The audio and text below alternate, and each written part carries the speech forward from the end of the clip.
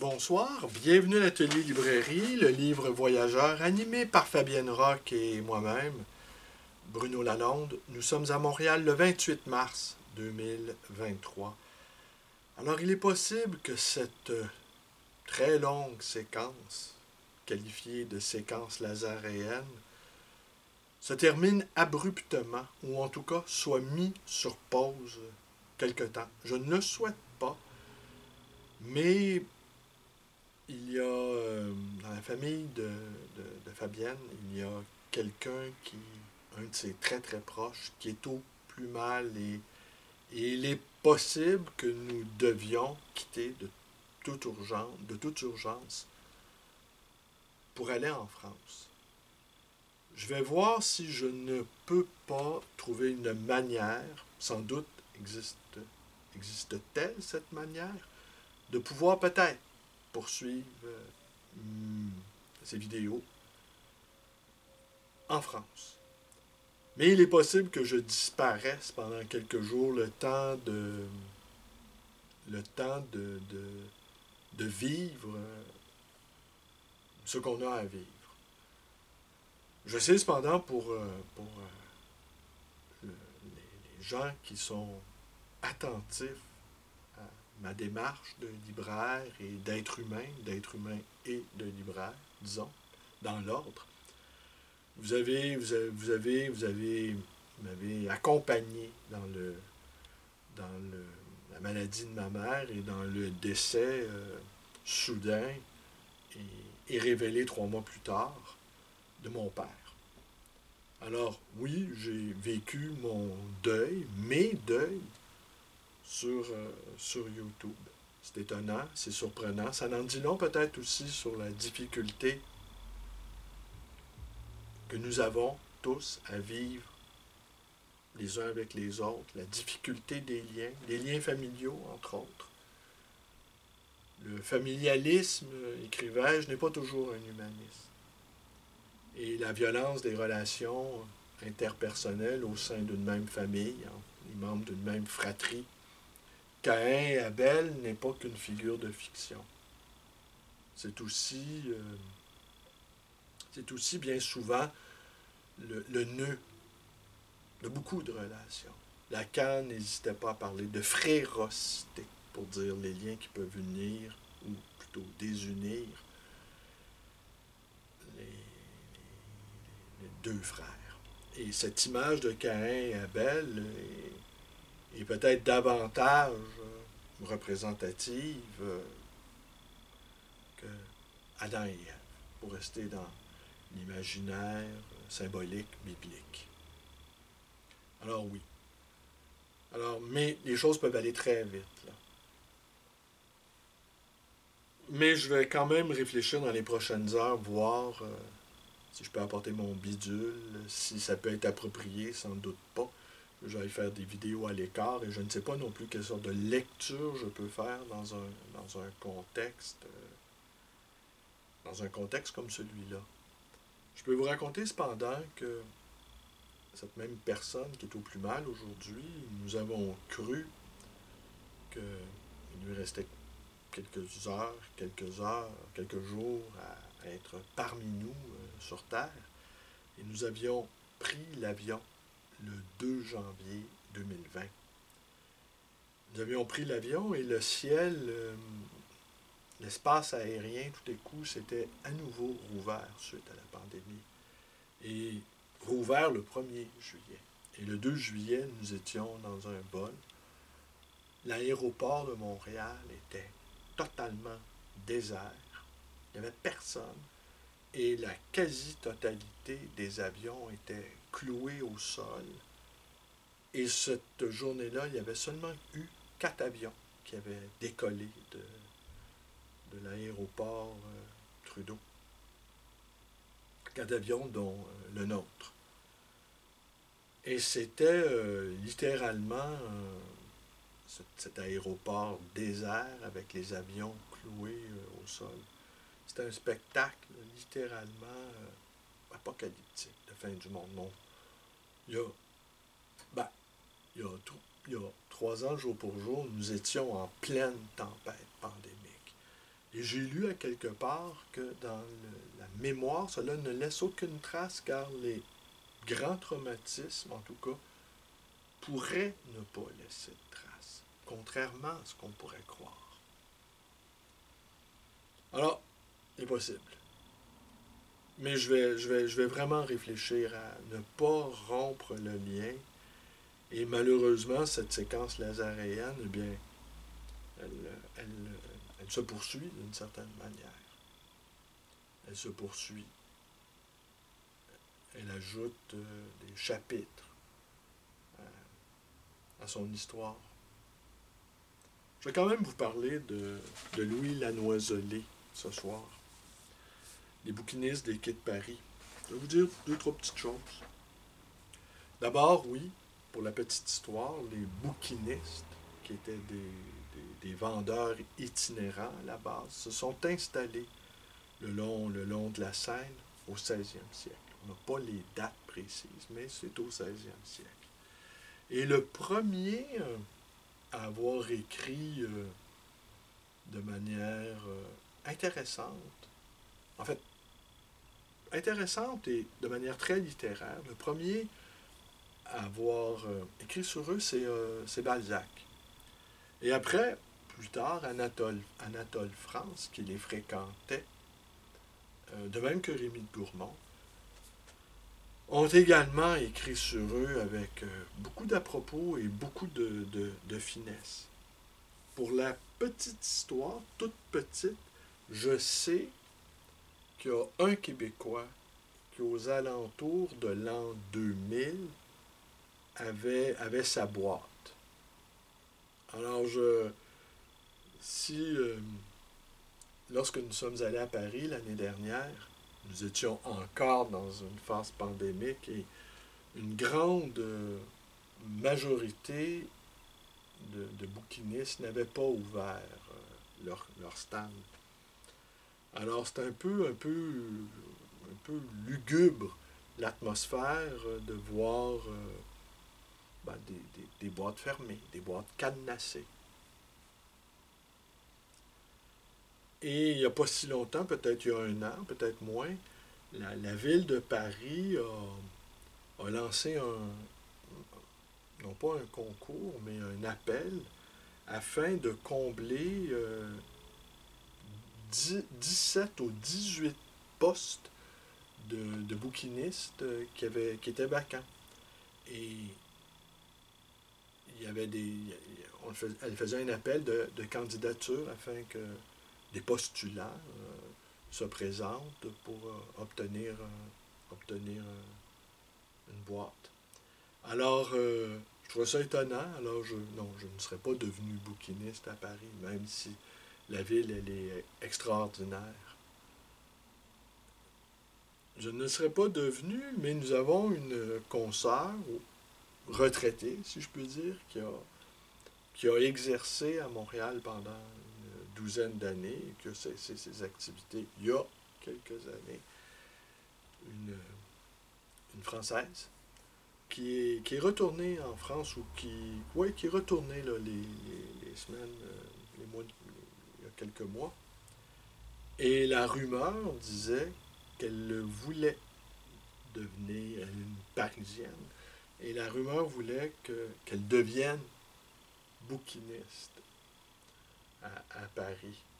Alors, et quant aux Québécois qui œuvraient aux alentours de l'an 2000, eh bien, je ne sais comment ses collègues l'ont accueilli, sans doute bien, parce que ce que j'ai cru comprendre, en glanant de l'information ici et là, et en lisant le splendide livre de Louis Lanoiselé, c'est qu'ils existaient entre eux, en tout cas du moment où Louis Lanoiselé a écrit ce livre, une très grande solidarité entre eux.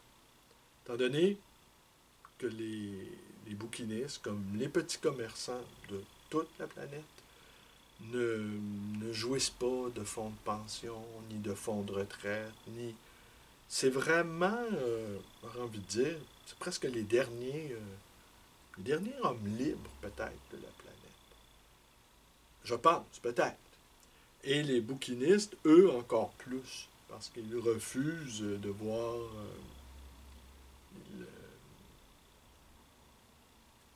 Ils refusent de voir l'État un peu se mêler de leurs affaires. Dans mon association, qui est à la fois composée moitié franco, moitié anglo, tous sont vaguement anarchistes, même si certains d'entre eux sont bourgeois.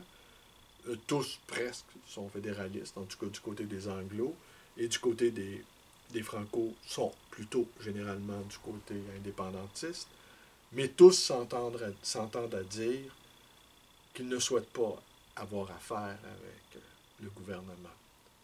Et il ne leur viendrait pas à l'idée d'aller quémander des subventions pour quelques activités que ce soit relevant de leur travail. On en a fait l'expérience à quelques reprises lors de conseils d'administration, lorsque un nouveau venu, croyant bien faire, nous proposait la possibilité d'aller demander des subventions pour l'une ou l'autre de nos activités. Eh bien, il était accueilli avec des cris d'effroi. Alors, mais sans doute, au bout d'un an ou deux ou trois peut-être, cette verte recrue finira par prendre la mesure de l'indépendance de cette petite communauté de personnages assez étonnants.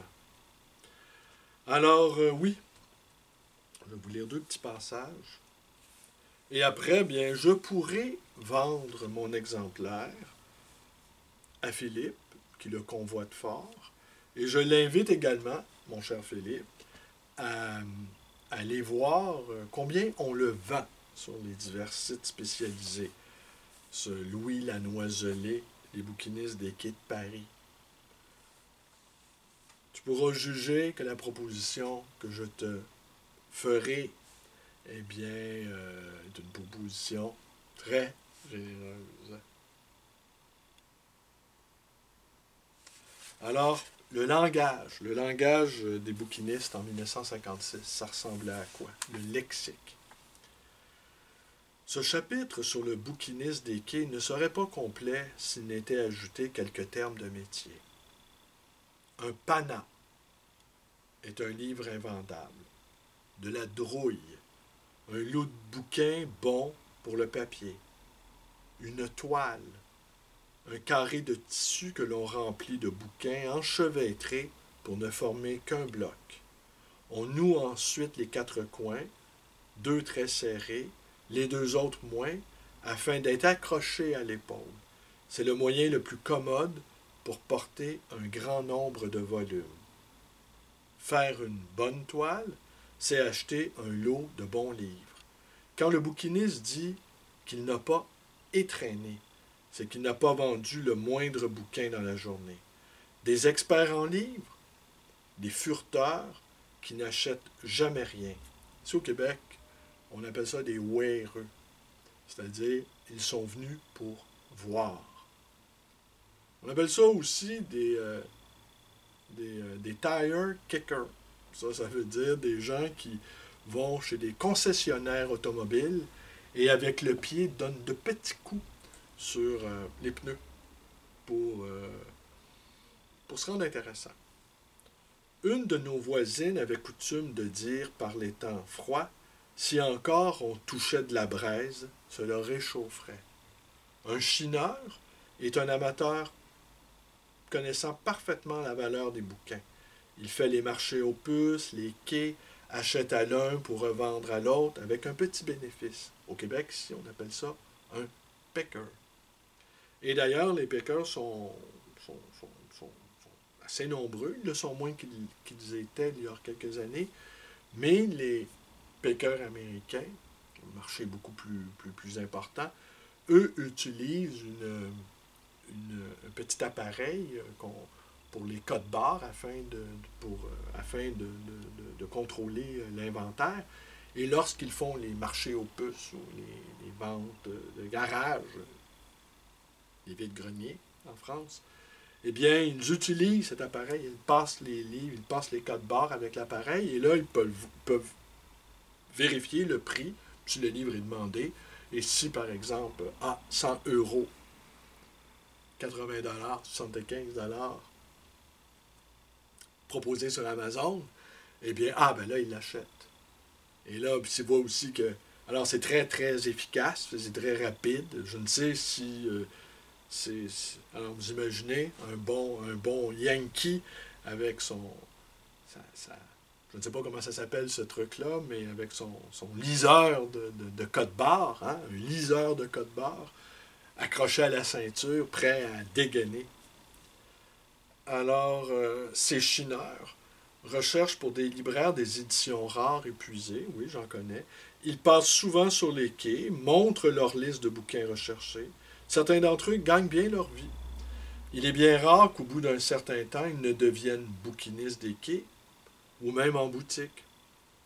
On pourrait citer une douzaine de bouquinistes qui ont débuté ainsi. Il y eut de tout temps des chineurs. Octave Uzanne cite vers 1890 trois chineurs célèbres: Guffroy, Philippot, Morel. Rémy de Gourmont, vous disais-je, fut un chineur un certain temps. Avant 1914, le père Bailly, ancien professeur de français, était aussi célèbre dans la recherche de bouquins que pour son intempérance. André Malraux, excusez du peu, entre les années 1919-1922, profitant de ses connaissances bibliophiliques, recherchait des livres épuisés chez les bouquinistes des quais pour le compte de M. René-Louis Doyon, alors directeur de maison d'édition La Connaissance, ainsi que beaucoup de jeunes gens qui n'ont de fortune que leur jeunesse. Le jeune étudiant trouvait à ses studieuses recherches le moyen de gagner un peu d'argent qui l'aidait à vivre. Parmi les chineurs actuels, appelés maintenant courtiers en librairie, d'ailleurs c'est le terme que moi j'utilise pour qualifier ces chineurs-là, nous connaissons l'Indo-chinois Fan Dactiem, artiste de talent qui passe souvent sur les quais, affable, patient, avec des listes de bouquins recherchés par des libraires. Berthelier, qui connaît à fond la librairie. Nous pensions nommer quelques courtiers et dire quel genre de bouquins ils recherchent, mais pour de multiples raisons, ils préfèrent garder l'anonymat. Nous savons seulement que quelques-uns d'entre eux sont des étrangers et que certaines viennent du Moyen-Orient, ce qui ajoute un peu à l'exotisme.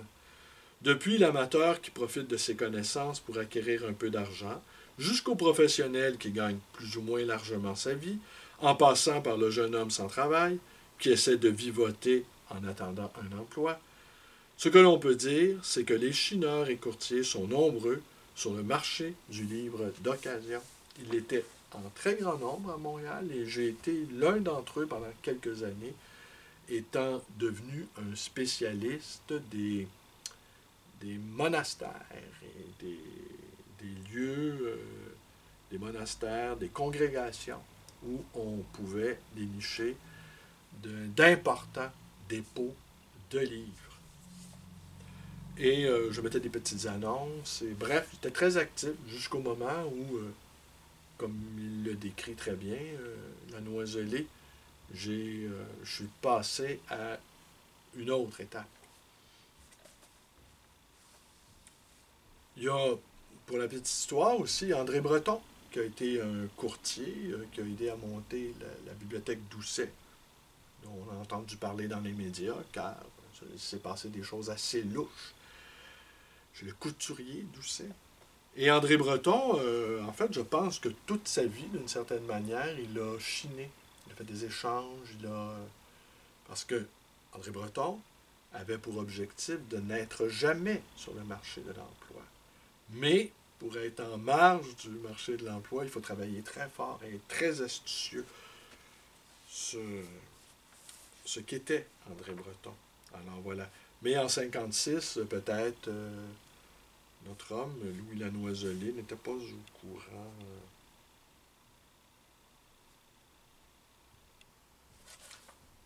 Alors, un autre passage.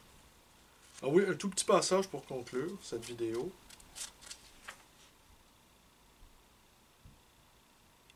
Alors voilà ce qu'il dit ici. les bouquinistes de notre époque ne déméritent pas des anciens. Ils forment tout autant des types lettrés, artistes ou curieux. Il n'y a plus de bouquinistes avec une belle barbe blanche, fumant la pipe et vêtus d'une façon originale, plus de cheveux noués avec un ruban. Le métier de bouquiniste sur les quais peut nourrir son homme si l'on s'occupe assidûment de son étalage, si le vent, la pluie, la neige, le froid, la chaleur intense ne font pas peur, si l'on est brouillé chaque jour avec la loi de 8 heures, si surtout la vieillesse n'est pas trop appesantie sur vos épaules. Il faut se dire que jamais on ne parviendra à une confortable aisance, ni à une retraite décente, qu'il faudra venir ouvrir ses boîtes jusqu'aux extrêmes limites du corps humain. Chaque bouquiniste est trop individualiste pour ne pas avoir son propre tempérament. Cependant, on peut les classer tout de même en 3 catégories. Et je vais conclure là-dessus. Celui qui est devenu bouquiniste parce qu'il a un ami qui l'était déjà et qui lui a conseillé de postuler une place. Il ne connaît pas grand-chose en bouquin. Avant, il n'en avait même pas un seul dans son intérieur. Il achète un lot, sans savoir, au petit bonheur. Il rate parfois une bonne affaire, faute d'offrir un prix raisonnable. Il finira par connaître assez médiocrement la bouquinerie. Il ne faut pas médire de cet étalagiste occasionnel.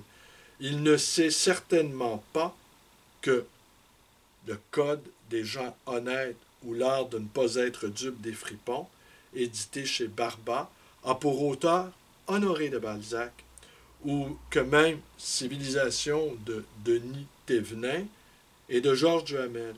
C'est dans ces boîtes que les bouquineurs font leurs plus magnifiques trouvailles. Hein? Oui, évidemment.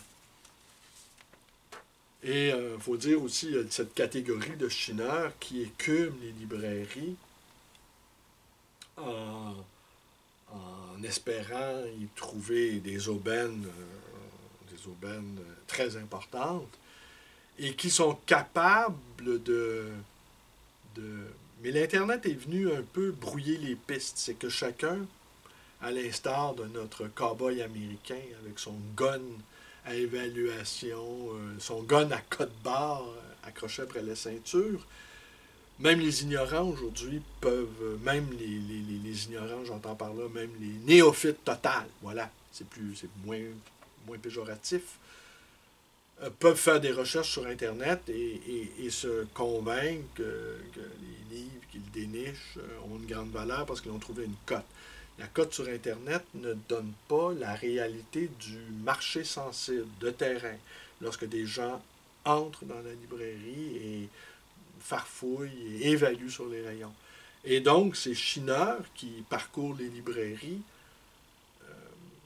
vont être assez capables de voir et de corriger à leur profit les erreurs faites par les libraires.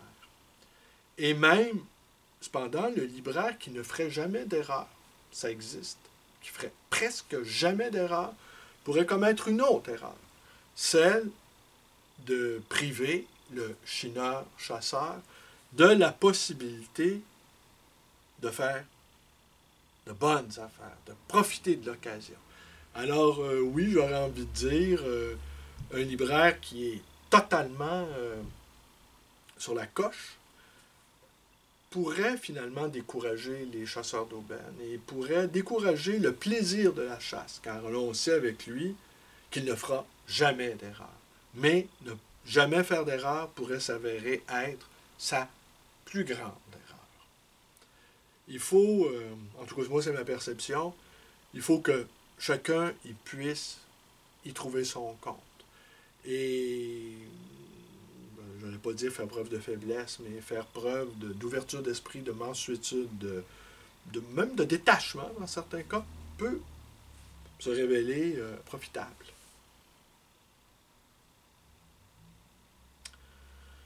Celui, la deuxième catégorie, qui est avant tout un commerçant. Avant d'être bouquiniste, il n'aimait pas les livres. Il ne les aime pas mieux maintenant, mais il les cajole comme une chose qui rapporte. Il ne connaît rien en littérature, il a seulement le sens inné des affaires. Il achète tout, vend n'importe quoi. Il a du flair et une excellente mémoire. Il sait la cote des livres rares et des belles éditions illustrées. Tout livre qui lui passe dans les mains est catalogué dans sa mémoire. Celui-là va réussir. Dans n'importe quel métier, il aurait d'ailleurs réussi. Il est bien rare que ce bouquiniste reste longtemps sur les quais.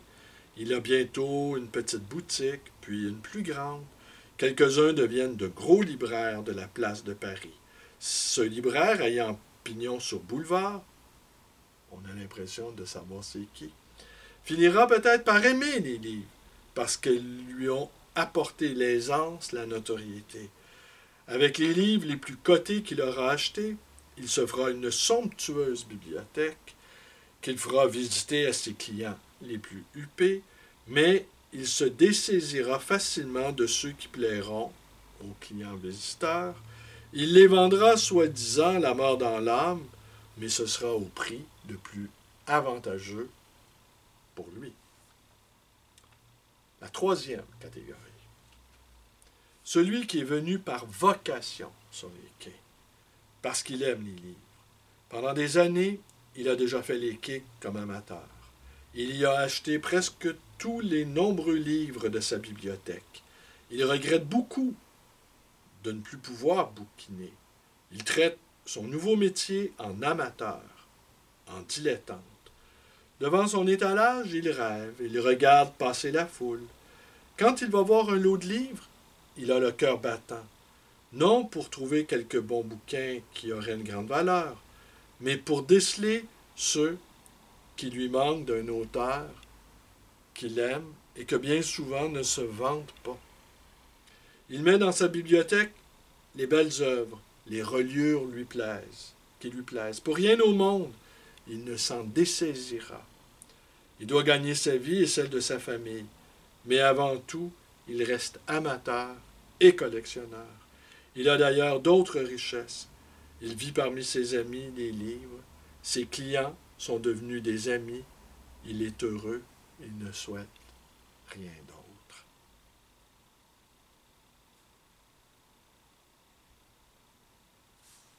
Ah oui, j'avais envie de vous en lire un autre. Oui, parce que là, ici, la Noiselée nous offre un portrait des libraires qui nous dit, des bouquinistes, qui nous dit qu'ils viennent rarement de Paris, qu'ils viennent de partout en province.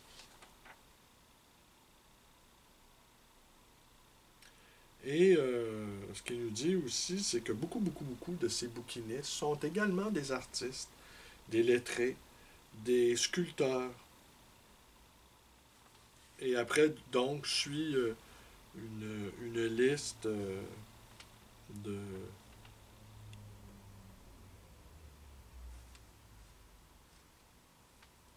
de personnages importants de cette étonnante confrérie.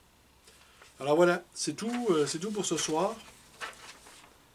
Et je ne vous dis pas à bientôt, je ne vous dis pas non plus à demain, mais c'est possible que je sois là encore demain. Et je vais réfléchir à comment maintenir le lien malgré, si je peux, malgré cette épreuve qui s'annonce. Je vous remercie d'être avec moi. Portez-vous bien. Et peut-être à demain. Ah oui. Je reviens. En plus, hier et aujourd'hui, pour la petite histoire de mon commerce, mon petit commerce, ça a été 2 journées désastreuses. Une atmosphère... il y a des séquences, en tout cas, dans la vente, où il y a toutes sortes de personnages hirsutes, des zigotos, des gens qui me demandent des livres que j'ai, qui s'enthousiasment de les retrouver sur les rayons et qui me disent « Eh bien, je vais revenir ». Alors, ça a été une journée de mévente. Pourtant, on a eu un mois de mars tout à fait satisfaisant. Mais les 2 derniers jours, l'atmosphère, elle est lourde. Et je ne sais pas, mais je veux dire, en tout cas, peut-être est-ce la fin. Les hivers sont longs au Québec. Peut-être c'est la fin d'un hiver qui n'en finit plus. Hein. Les gens sont vides d'énergie, ils sont exsangues, ils sont blafards, ils sont au bout du rouleau. En tout cas, les 2 dernières journées à la librairie, ouf! Euh, comment qu'ils disent ça? Le- les méventes? J'ai pas fait de. J'ai fait quand même quelques ventes, mais que ça a été difficile. À bientôt.